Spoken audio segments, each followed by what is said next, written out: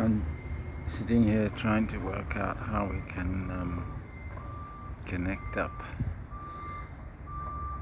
Belgrade with MIT and Cambridge.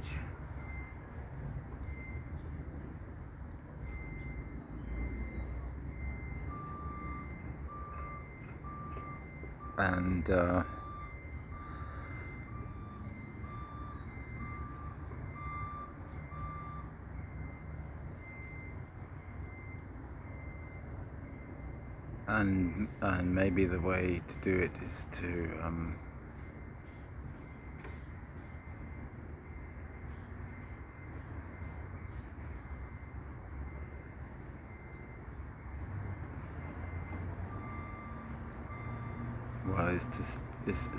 I've got to read Kvetkovich stuff better, but there's an approach to vector calculus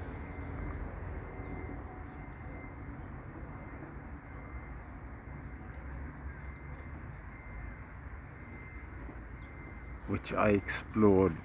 I played around with standard ML, and it's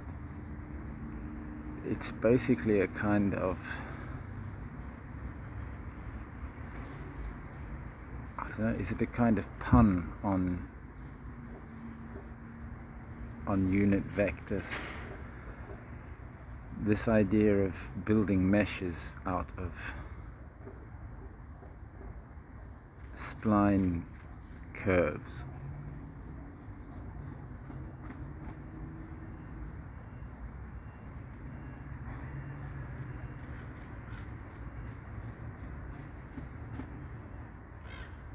If you have continuous maps,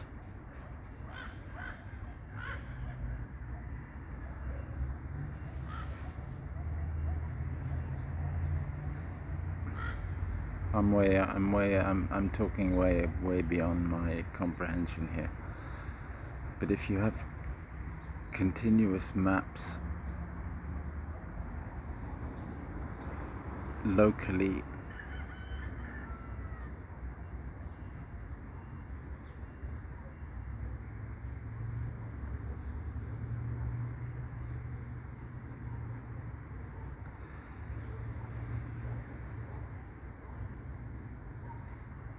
the calculus ought to all work out in a disk around a point.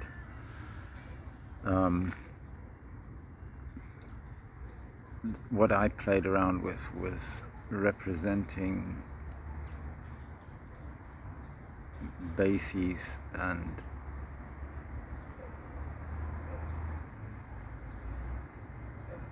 the unit vectors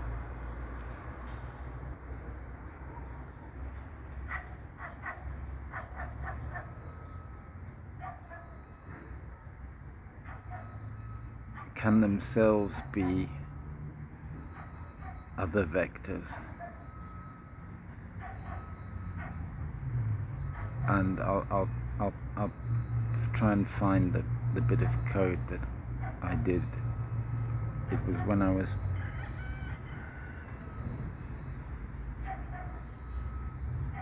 it came from a guy at Oxford who had written a whole lot of stuff in Haskell.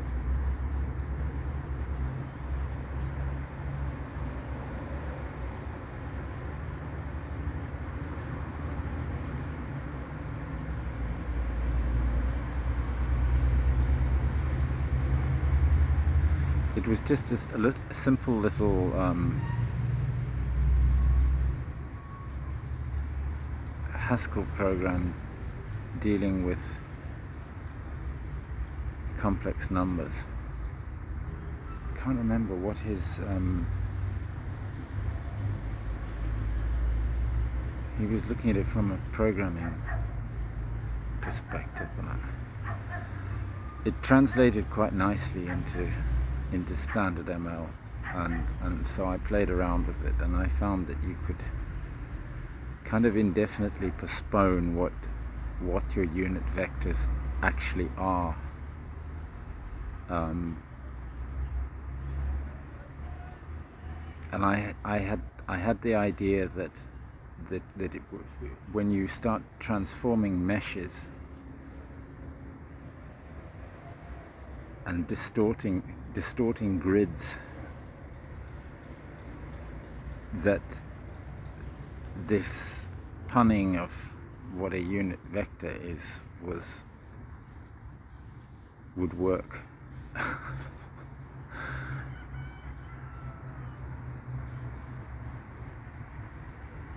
and if that works, then the approach to differential equations, that notation that Penrose uses in his Road to Reality, that comes from this, it was a cute treatment of differential calculus using big O and little o approximation.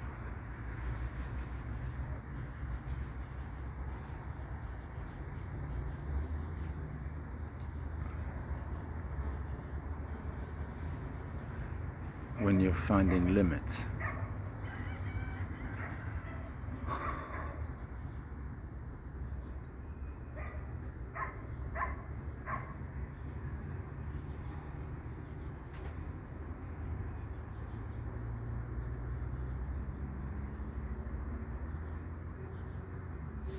And the differential, the big D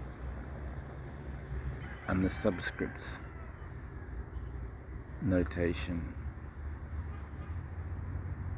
seemed like it might fit with this as well.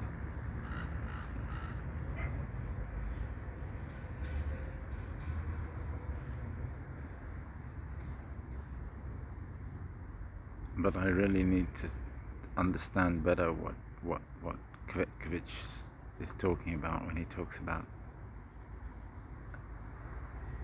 this generalized angles stuff.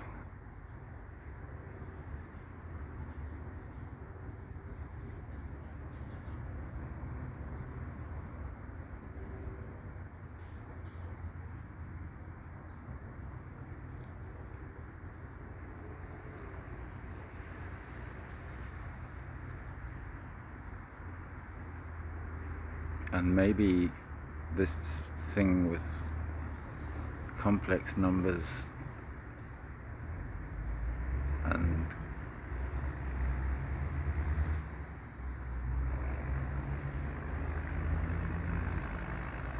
I can't even remember the name, quaternions and octonions.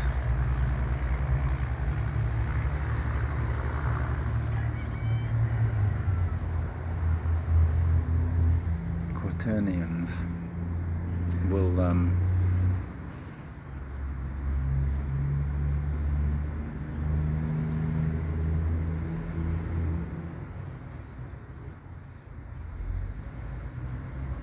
well, it's bound to show up in there somewhere. Clifford algebras. There was a group at Cambridge that did, in the physics lab, did a whole lot of work on Clifford algebras and how useful they were in physics. And I got the feeling Clifford algebras were kind of generalization of these things.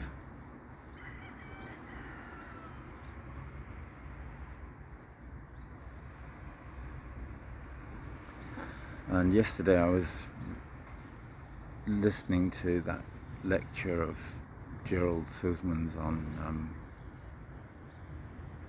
term rewriting systems, or rewriting, matching and rewriting, and I remembered how much pain I had trying to get my term rewriter to work properly. I made a real pig's ear of that.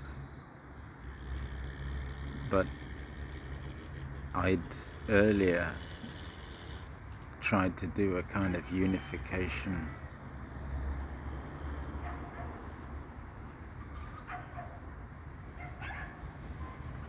using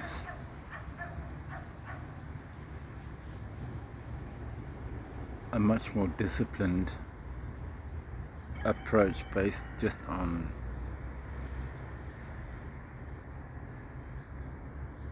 that framework that I had for parsing and printing.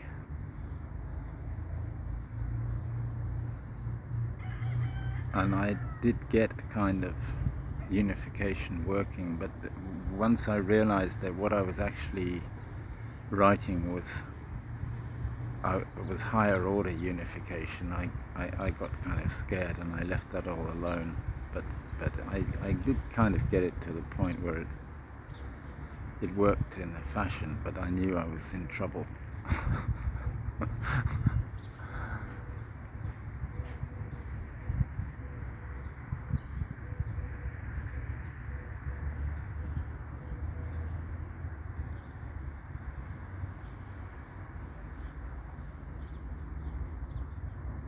Thinking about the question that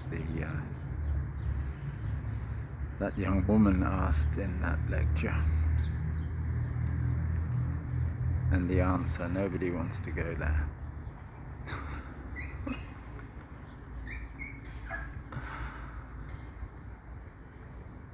Talking about whether two functions are equivalent. It shouldn't be such a scary place.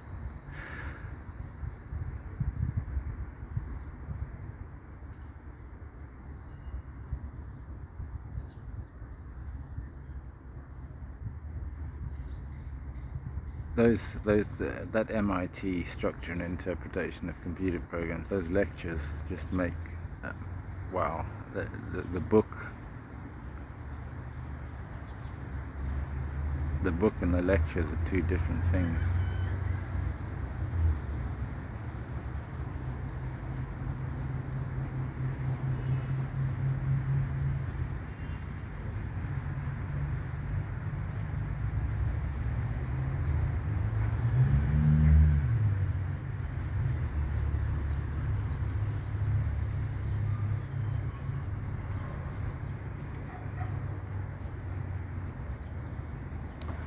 But we really got to join up higher education. Can't have these islands. That's a terrible waste.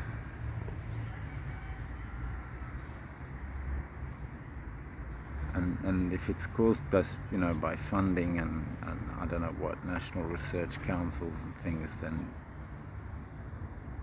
somebody's got to go in there and say, look, this is stupid, stop doing this.